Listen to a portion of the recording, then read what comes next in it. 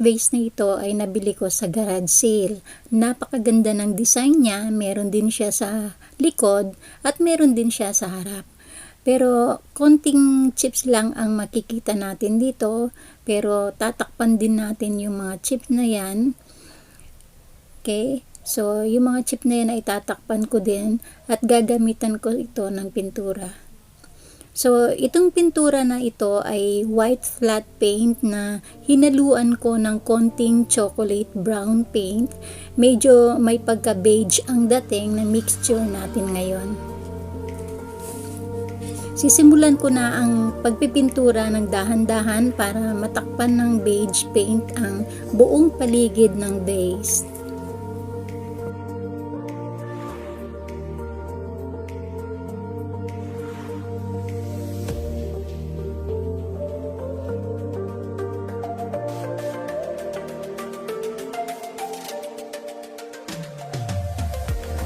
Pagtuyo ng ating pintura, sisimulan ko na ang pag-apply ng antiking brown wax.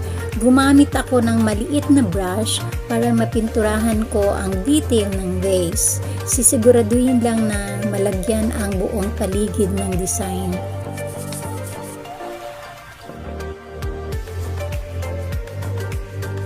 Pupunasan ko siya ng tissue para makita lang na parang stain ang dating ng antiking wax sa detail ng vase. Maglalagay din tayo ng antiking wax sa baba at taas ng vase para maging luma o vintage look. Punasan din natin ng ulit ng tissue.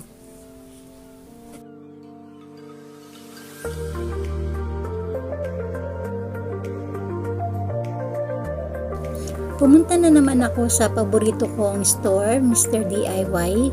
Lalagyan ko ng greenery ang ating vase.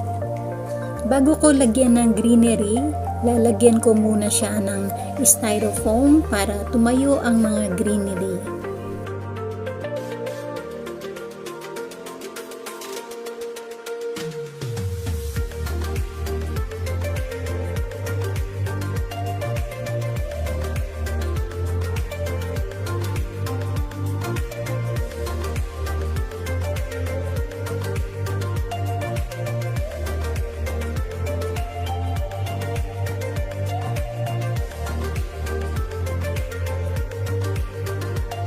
Magdadagdag din ako ng green moss para magkaroon ng ganda ang greenery na aking nilagay.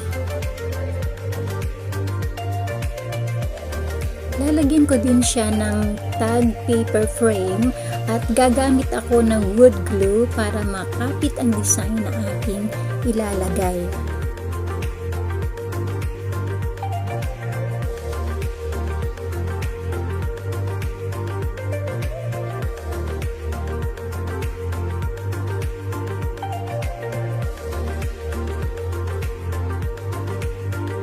Pagkatapos kong gupitin ang paper frame, lalagyan ko ng jute string ang paligid ng vase para dagdag design.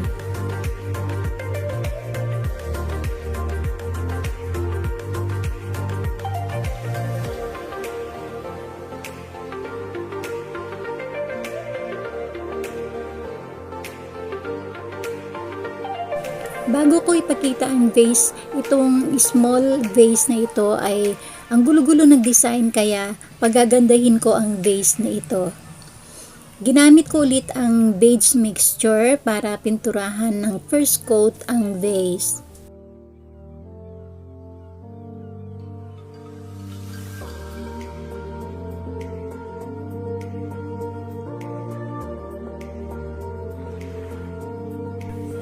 Natuyo na ang first coat, ngayon gagamit ako ng mold para lumitaw ang ganda ng vase. Ito yung mold na aking gagamitin ngayon.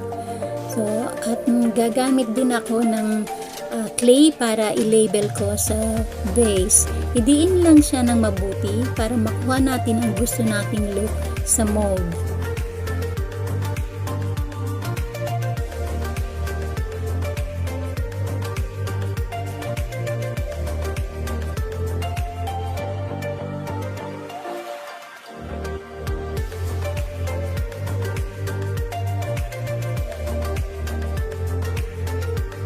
Pag na-mold na ng mabuti, unti-unti lang ang pagtanggal sa mold para hindi masira. Gumamit ako ng strong wood glue at siguraduhin ko lang na madikit na siyang mabuti. Magdadagdag ako ng small bird para sa gitna ng frame mold.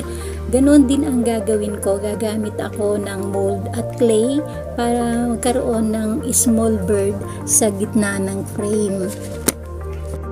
Ididikit ko din siya using strong wood glue at ididiin lang ng dahan-dahan para hindi masira ang ating bird.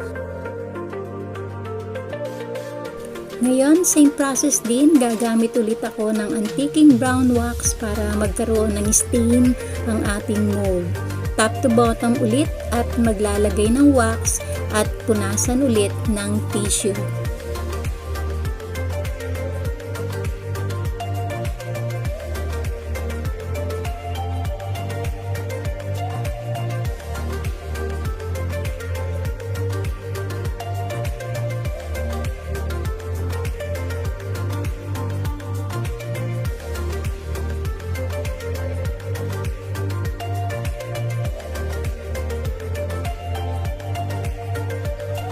Ito namang small terracotta mug, nabili ko din siya sa garage sale. Maganda ang kanyang design pero napakadal ng kulay. Gagamit ulit ako ng beige paint para magkaroon ng highlights ang terracotta mug. Same process din ang gagawin ko para maging old look din ang vase na ito.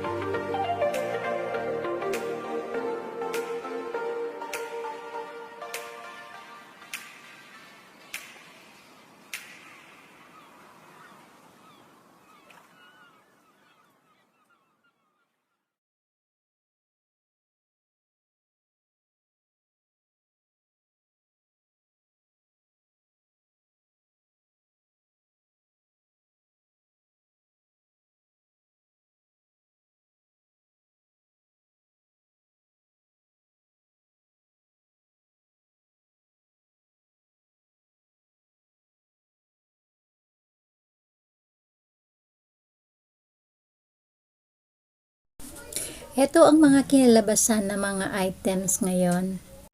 Pwede din kayong maghanap ng pwedeng i-transform at mag-create din kayo ng mga decor para sa bahay ninyo. Maraming salamat po.